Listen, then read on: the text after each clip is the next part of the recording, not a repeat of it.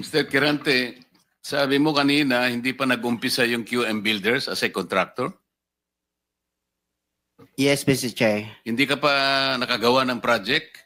Hindi pa kasi yung nag-asawa ko ng 1991, nag-upisa kami sa hardware. Yung maliit na hardware, nagtitinta lang bambo, mga ganun eh. Mga hipa. Bakit nasama ka sa 15 contractors sa listahan ng Pangulo? Kanina tinatanong ko, wala bang kukontra dito sa sinabi ng Pangulo na 545 billion worth of flood control projects ay ito lang mga 15 contractors ang nakakuha, kasama ka, QM Builders. Nandiyan ka pala, bakit hindi ka kumontra? Ba't ngayon sinasabi mo, hindi ka pa nakapag... Pasensya na, Mr. Chair, kasi medyo nahiya ako. So sinasabi mo, mali ang Pangulo with yes, respect to your company? Yung data is mali eh. Kasi ang totoo, yung 414 projects na nakuha sa QM, totoo lang ha, is only 86 projects. Mr. Chair. Teka muna, sabi mo hindi ka pa nakapag-umpisa eh. Ano yung sinasabi mong project? Ano ko lang siguro, bagitin ko lang. Noong 2003, nakalisensya na kami sa pickup, only category D. Hanggang noong 2024, naging quadruple A na tayo. Pero dumaan pa kami ng single A noong 2011 hanggang nag-triple A tayo ng 2017 hanggang naging quadruple A tayo ng 2024. Mr. Secretary, naiintindihan mo ba yung sinasabi niya? Sabi mo hindi ka pa nakapag-umpisa ng project. Paano ka naging quadruple A? Ano ko lang, Mr. Che, yung sinasabi kong 1992 is hardware pa yon. Yung nakita niyo yung hardware. Hindi natin pinag-uusapan yung hardware mo. Ang pinag-uusapan natin, flood control projects. Tinatanong ka kanina, sabi mo, hindi ka pa nagkapag-umpisa ng flood control projects. Paano ka nagkaroon ng lisensya? Paano ka naging quadruple A? At lalong mahalaga, paano ka nasama sa 15? Gumawa ka na ng flood control project. Gumawa na tayo ng flood control project. O ngayon gumawa ka na naman. Ano ba talaga yung totoo? Baka hindi ka makauwi sa araw na ito. Nagsisinungaling ka na naman eh. Ang sinabi ng Pangulo, kasama ka sa 15. Tama, Mr. Huwag mong mamaliitin ito. Pagkatas dito, aartihin mo kami, sasabihin mo, hindi ka pa nagumpisa ka isang hardware. May problema dito eh. Ano na yan, history lang yung sinasabi ko, Mr. Chair. Ano na yung totoo? Yung totoo, may lisensya na tayo na quadruple A ngayon. O ngayon nga, ngayon meron ka ng quadruple. Yes, Mr. Chair. O, ilang project ang na-execute mo na? Marami na eh. O kanina sinabi mo, hindi ka pa nakapag-umpisa eh. Meron akong hawak na martilyo rito, sinasabi ko sa'yo. Mr. Chair. Huwag kang tatawa-tawa kasi hindi nakakatawa ito ha. Mr. Chairman. Dito lang nagsisinungaling ka na eh. Mr. Chairman, if I may. Yes, Mr. Mukhang nahihirapan kasi si Mr. Kirante mag-explain.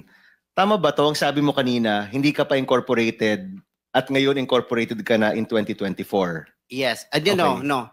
Hindi rin. Yung incorporated, yung on process pa yun, hindi pa namin na-approve. So lahat ng project na ginawa mo, sole proprietor. Yes, Your Honor. So nakapag-project ka na. Yes, Your Honor. Ano yung sinasabi mong hindi ka pa nagsisimula or hindi mo pa nagagawa? Yung incorporated, kasi hindi pa na-approve yung namin, hindi pa naman na-practice, hindi pa na-transfer from sole proprietorship into... So kaklaruhin ko lang, marami ka ng project at tama na isa ka sa top 15, correct, Mr. Kirante? Yes, Your Honor. Pero hindi ka pa incorporated. Hindi pa. Yun yung sinasabi mong hindi ka pa incorporated.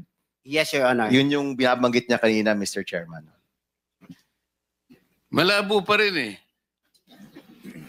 Mr. Secretary, tumatanggap ka ng isang sole proprietorship na mag-undertake ng flood control?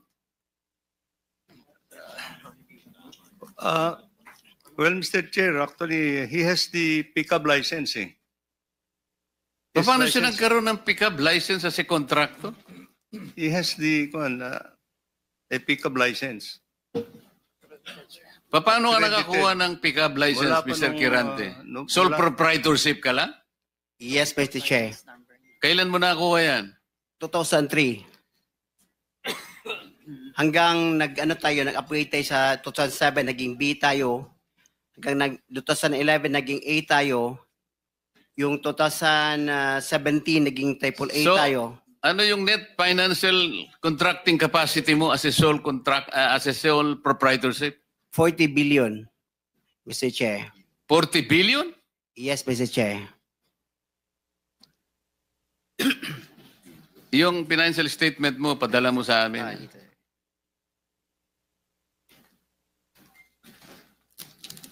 Mr. Chair, if I may. Mr. Chair, Teka muna, si Senator JB muna para matapos natin lahat. quick lang para sa kanya. Kanino? Kay Randy. Habang hindi pa siya umalis. Naniniwala ka pa dyan? Naintindihan ko, Mr. Chair, dahil tingin ko, Bisaya ito, hirap mag-express ng sarili niya in Tagalog.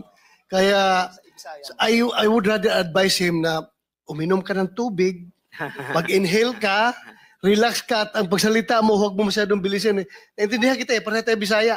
May difficulty in expressing yourself ka. Hindi ko kinakampihan, Mr. Chair, ha? Ang sinasabi niya, meron siyang 40 billion pesos. 40 billion. NFCC. 40 billion ang sinasabi niya. NFCC, Mr. Chair. Kaya nga, 40 billion pesos. Yes, Mr. Chair. Oh. Naniniwala ka, Mr. Senator? Ano yung NFTC, Mr. Chair? Hindi ko... Net financial contracting capacity. Totoo, tinoon na, bay. Ha? Yeah.